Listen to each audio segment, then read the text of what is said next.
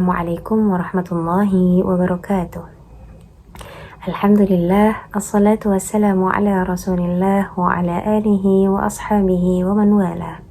Amma ba'du, qala Allah ta'ala fi kitabihil karim, a'udhu billahi minasy syaithanir rajim. Bismillahirrahmanirrahim. وَلَنَبْلُوَنَّكُمْ بِشَيْءٍ مِّنَ الْخَوْفِ وَالْجُوعِ وَنَقْصٍ مِّنَ الْأَمْوَالِ وَالْأَنفُسِ وَالثَّمَرَاتِ وَبَشِّرِ الصَّابِرِينَ الَّذِينَ إِذَا أَصَابَتْهُم مُّصِيبَةٌ قَالُوا إِنَّا لِلَّهِ وَإِنَّا إِلَيْهِ راجعون أولئك عليهم صلوات من ربهم ورحمة وأولئك هم المهتدون. Surah Al-Baqarah ayat 155 sampai 157. Pada ayat-ayat tersebut Allah mengingatkan kita bahwa Allah Subhanahu wa taala akan memberikan ujian kepada kita semua berupa sedikit ketakutan, sedikit kelaparan, kekurangan harta, kekurangan jiwa, dan kekurangan buah-buahan. Maka sampaikanlah kabar gembira untuk orang-orang yang bersabar. Siapakah orang-orang yang bersabar itu? Dijelaskan pada ayat setelahnya, yaitu orang-orang yang ketika ditimpa musibah, ia mengatakan, Inna lillahi wa inna ilaihi raji'un. Sesungguhnya kita ini milik Allah dan hanya kepada Allah kita kembali.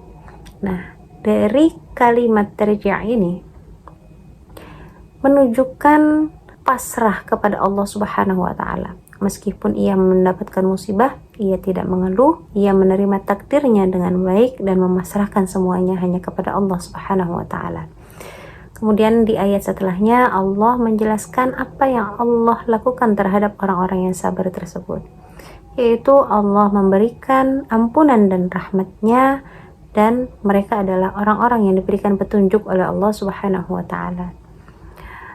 Jadi kita semua, setiap orang pasti akan mendapatkan ujiannya masing-masing. Tidak mungkin ada orang yang dapat hidup di dunia ini tanpa adanya ujian. Sebagaimana Allah juga menjelaskan di akhir surah Al-Baqarah, yaitu la yukallifullahu nafsan illa wus'aha. Maka ujian yang kita terima saat ini tidak mungkin tidak dapat kita lampaui karena sudah disesuaikan dengan kemampuan kita. Maka janganlah berputus asa, bersabarlah, memasrahkan diri dan menyerahkan segala urusan ini kepada Allah, memohon pertolongannya, dan insya Allah pada masanya akan ada jalan keluar. Kemudian ada salah satu riwayat hadis Imam Tirmidzi, yaitu salah seorang sahabat bertanya kepada Rasulullah sallallahu alaihi wasallam, Ayyun nasi ashaddu bala'an? Qala al-anbiya'u, thumma al-amthal fal-amthal. Yubtala an-nasu ala hasbi au ala qadri dinihim. Jadi sahabat itu bertanya, siapakah orang yang paling berat ujiannya? Rasulullah Shallallahu Alaihi Wasallam menjawab, yaitu para nabi. Kemudian orang-orang yang serupa, dan kemudian orang-orang yang serupa. Karena manusia itu diuji berdasarkan kadar agamanya.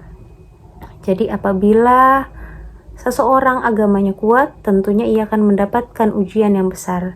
Apabila ada seseorang yang agamanya lemah, tentunya ia akan mendapatkan ujian yang sesuai dengan kadar agamanya tersebut. Ini selaras dengan ayat di surah Al-Baqarah ayat terakhir, la yukallifullahu nafsan illa wus'aha. Allah tidak akan membebani seseorang kecuali sesuai dengan kemampuannya. Dan di dalam surah Al-Baqarah di ayat yang lainnya, yaitu ya ayyuhalladzina amanu ista'inu bis-sabri was-salah innallaha ma'as-sabirin. Wahai orang-orang yang beriman, memohon pertolonganlah kepada Allah dengan cara sabar, yang kedua dengan salat, karena sesungguhnya Allah senantiasa bersama orang-orang yang sabar. Ketika kita menghadapi ujian, kita hadapi dengan sabar, dan jangan lupa sholat. Sholat merupakan salah satu komunikasi kita kepada Allah Subhanahu wa Ta'ala. Disitulah kita memohon pertolongannya. Bahkan di dalam surah Al-Fatihah sendiri sudah ada permohonan untuk diberikan pertolongan oleh Allah Subhanahu wa Ta'ala, yaitu iyyaka na'budu wa iyyaka nasta'in. Ya Allah, hanya kepada Engkaulah kami menyembah dan hanya kepada Engkaulah kami memohon pertolongan. Ada juga di ayat yang lain di dalam surah Al-Baqarah pada ayat 186 yang berbunyi wa idza sa'alaka 'ibadi 'anni fa inni qarib ujibu da'watad da'i idza da'an falyastajibu li wal yu'minu bi la'allahum yarshudun. Dan apabila hamba-hambaku bertanya kepadamu Muhammad tentang aku, maka sesungguhnya aku dekat. Aku kabulkan permohonan orang yang berdoa jika ia berdoa kepadaku.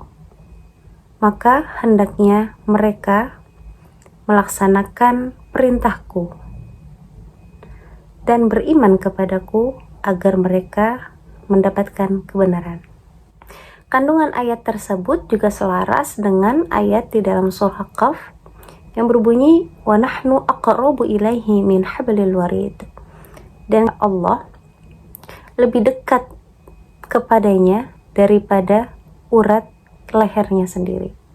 Setelah mengkaji ayat dan hadis tersebut, yang perlu senantiasa kita ingat adalah bahwa Allah Subhanahu wa Ta'ala selalu dekat dengan kita.